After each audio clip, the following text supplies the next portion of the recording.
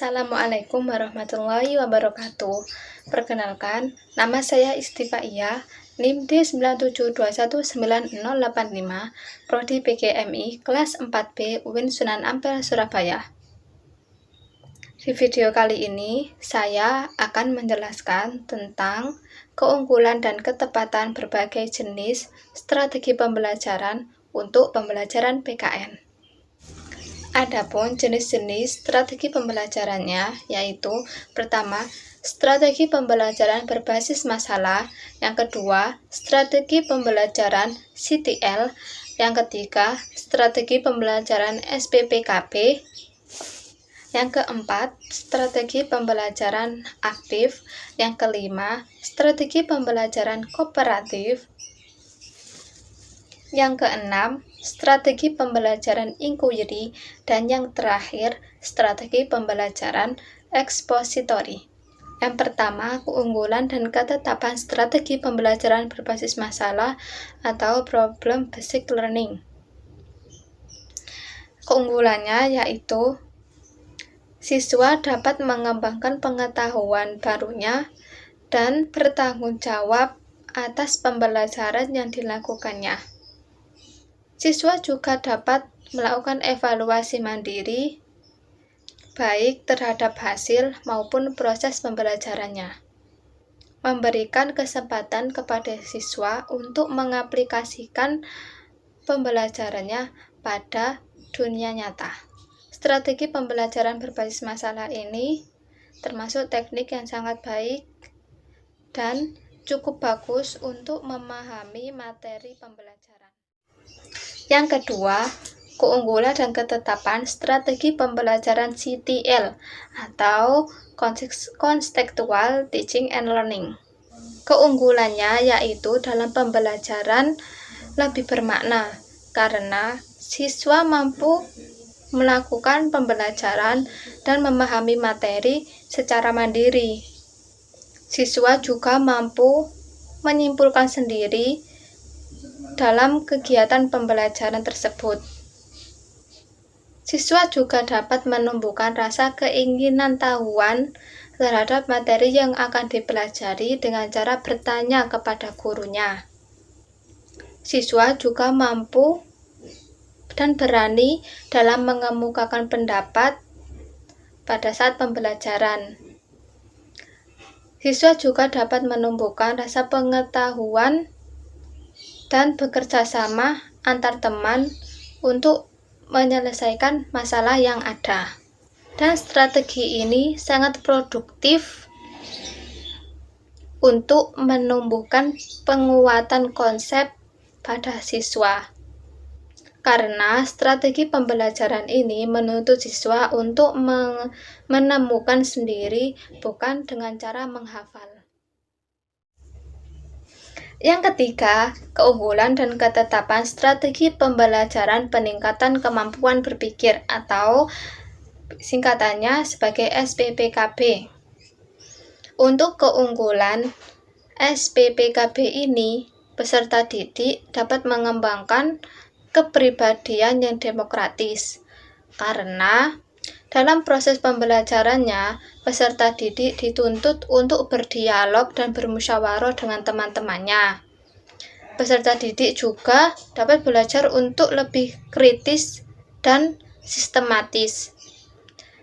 Dan SPPKB ini dapat menumbuhkan jiwa keberanian terhadap peserta didik untuk mengemukakan pendapat. Selanjutnya, yang keempat, keunggulan dan ketetapan strategi pembelajaran efektif.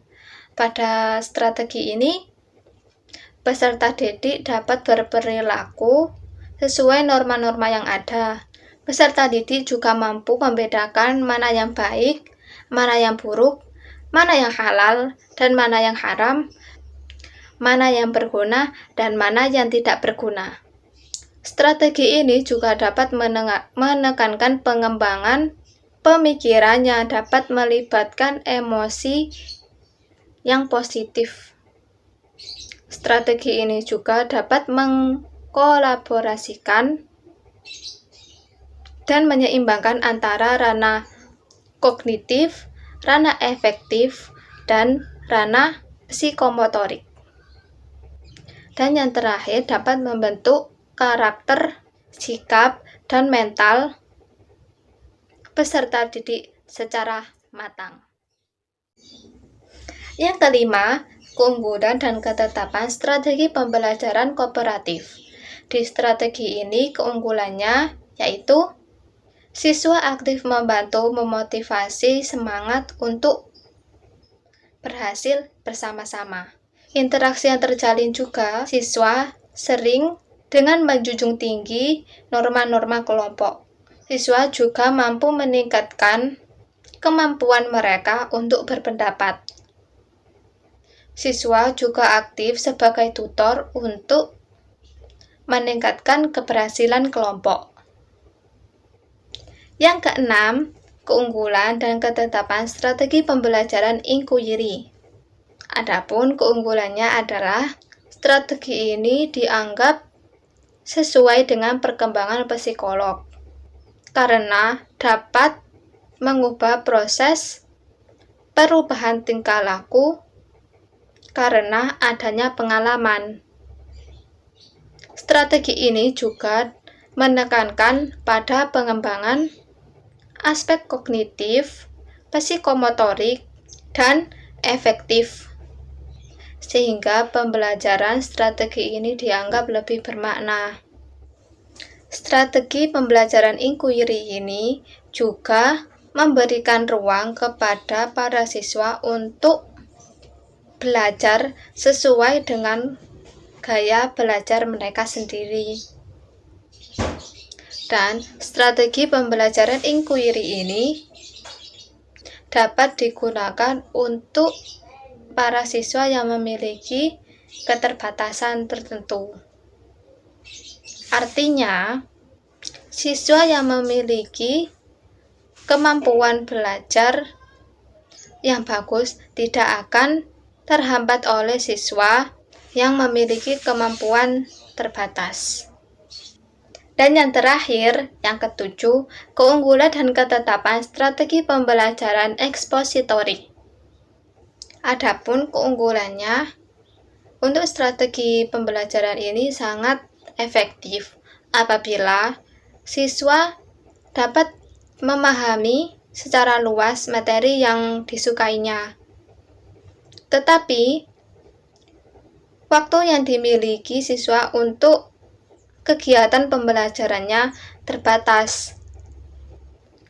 Guru pun dapat mengontrol urutan dan keluasaan siswa terhadap materi yang dipelajari. Dan guru juga dapat mengetahui sampai mana kemampuan siswa tersebut untuk menguasai bahan pembelajaran yang disampaikan. Strategi pembelajaran ekspositori ini juga bisa digunakan untuk jumlah siswa dan ukuran kelas yang besar. Nah, itu tadi keunggulan dan ketetapan strategi pembelajaran untuk pembelajaran PKN. Semoga video kali ini bermanfaat untuk kalian semua. Dan saya akhiri. Assalamualaikum warahmatullahi wabarakatuh. Dan jangan lupa untuk like, komen, dan subscribe. Terima kasih.